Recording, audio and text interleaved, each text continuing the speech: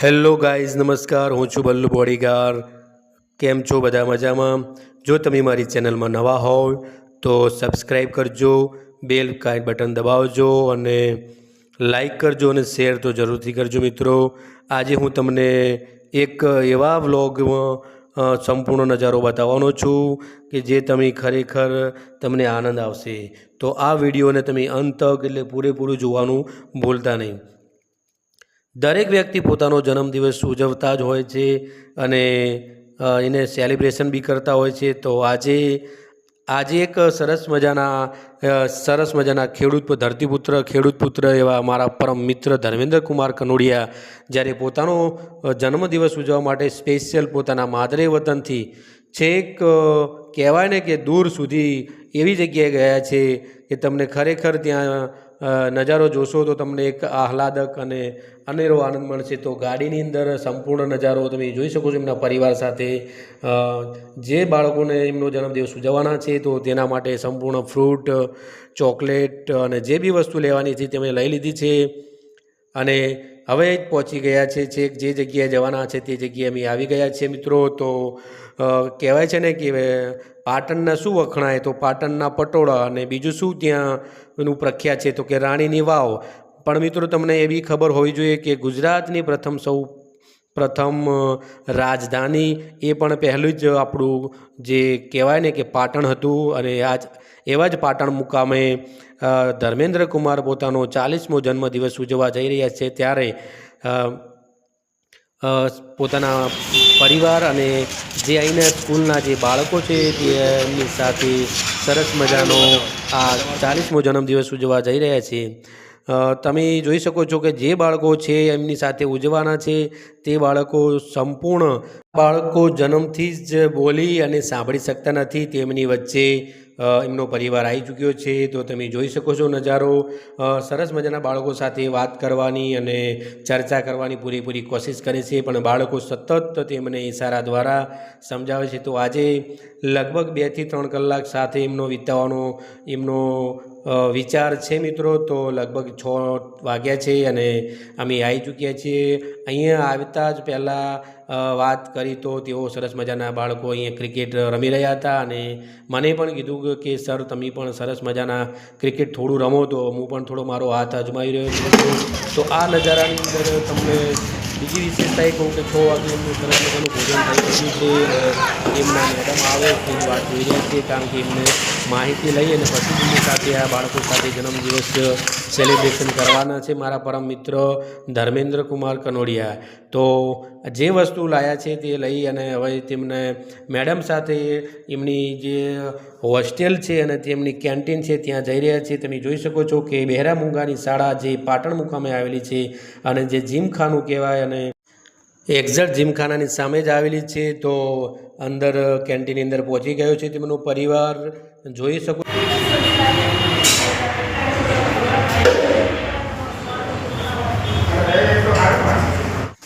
આ હોસ્ટેલની અંદર દીકરીઓ પણ છે જે પોતાના માદરે વતન થઈ હોસ્ટેલ દ્વારા પોતે પણ અભ્યાસ કરી રહી છે મિત્રો.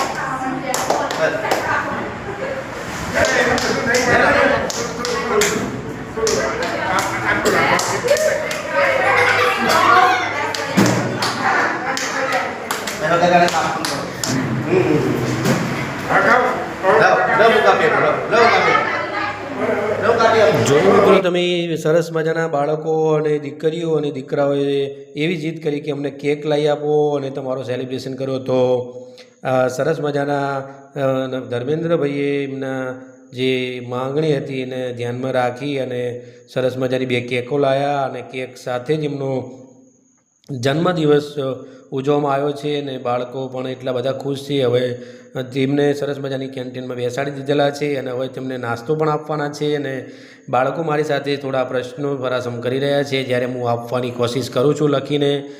એટલી બધી મજા આવી છે ધર્મેન્દ્રભાઈને કે ખરેખર જ્યારે પણ હવે પણ મારો જન્મદિવસ કે કોઈ પણ તિથિ આવે તો હું સંપૂર્ણ પૂરેપૂરું ટ્રાય કરીશ અહીંયા આવવાનું, કારણ કે આપણે આડાવડા પૈસા અને આમને તેમ વાપરતા જ હોઈએ છીએ મિત્રો. ત્યારે આવા બાળકો સાથે સમય વિતાવો એ તો ખરેખર ધન્ય અનુભવવાની વાત થઈ છે. ત્યારે ધર્મેન્દ્રભાઈના શબ્દો એવા હતા કે ખરેખર આજે તો ગમે તે થાય પણ આજનો દિવસ તો જે ગુરુ પૂર્ણિમા છે અને ગુરુ પૂર્ણિમાના દિવસે જ મારો જન્મ દિવસ આવતો હોવાથી જ ખરેખર ધર્મેન્દ્રભાઈની વાત કરું તો તમને બીજું એક કહી દઉં, ધર્મેન્દ્રભાઈ પોતે એક શિક્ષક છે. ગવર્મેન્ટ જોબ એમને હજુ લીધી નથી પણ ખરેખર તે પોતે MA BEd છે, સારા એવા પર્સન્ટેજ લાવેલા છે, પોતે એક્સ આર્મી પણ છે, પોતે ફોજમાં પણ હતા અને અભ્યાસના કારણે પોતે પછી ત્યાંથી રિટર્ન થયા અને પોતે સરસ મજાનો અભ્યાસ ચાલુ રાખ્યો.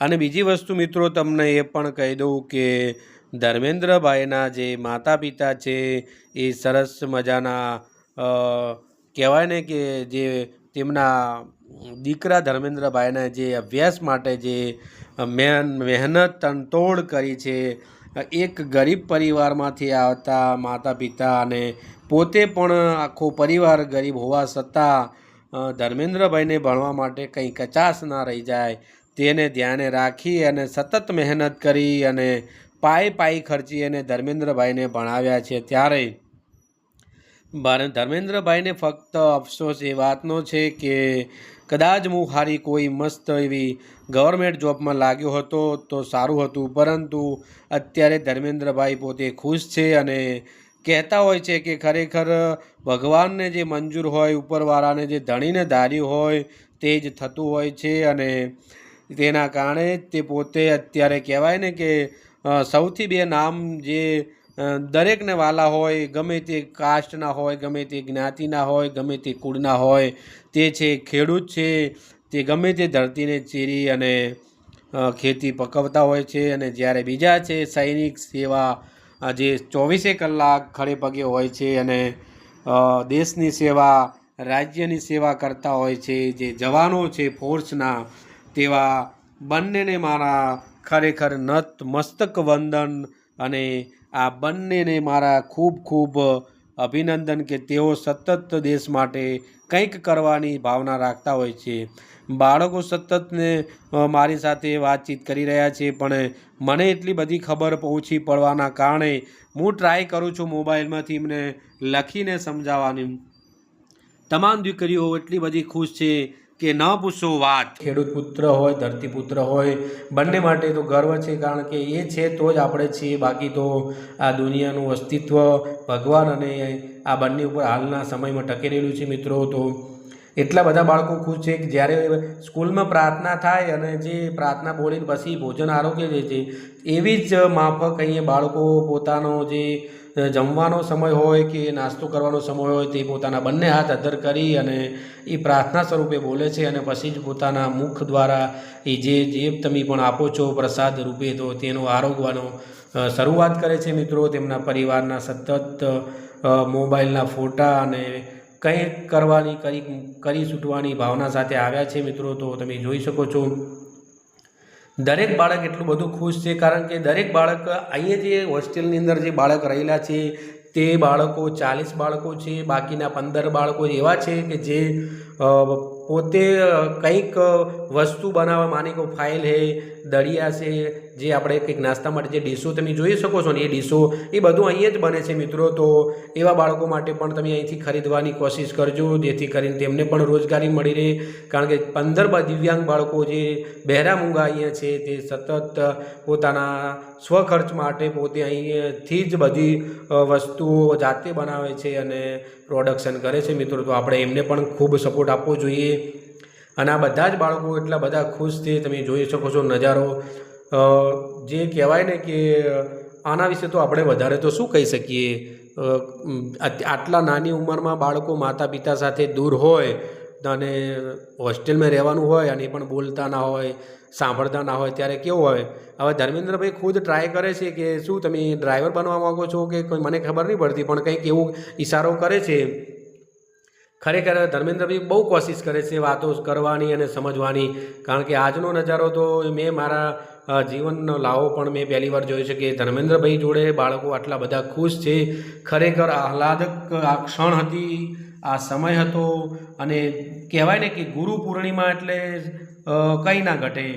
ગુરુ પૂર્ણિમાના દિવસે જ પોતે એક શિક્ષક તો બની જ ગયેલા છે, પણ નોકરી સ્વીકારી નથી. એટલે ખરા અર્થમાં ખરેખર મારા શબ્દોમાં કહેવાય ને તો ધર્મેન્દ્રભાઈ આ બાળકો માટે ગુરુ સમાન જ છે. અને આ એમના પરિવારના જે જુઓ તમે, ખરેખર બાળકોને પોતાના બાળક તરીકે વાત્સલ્ય આપી રહ્યા છે. ધર્મપત્ની ધર્મેન્દ્રભાઈના અને એમનો એક પુત્ર પણ છે સાહસ કરીને, એનું નામ જ સાહસ છે. ગઈ સાલે સરસ મજાની એક્ઝામ હતી અને બોર્ડની અંદર તે માત્ર ને માત્ર આખા જે જગ્યાએ બોર્ડ હતું એની અંદર ફક્ત સાહસનું જ સાહસ હતું કે એક જ વિષય હતો અને આખી ટીમ ખડે પગે હતી. કોઈને બી ખબર નથી કે ખરેખર સાહસ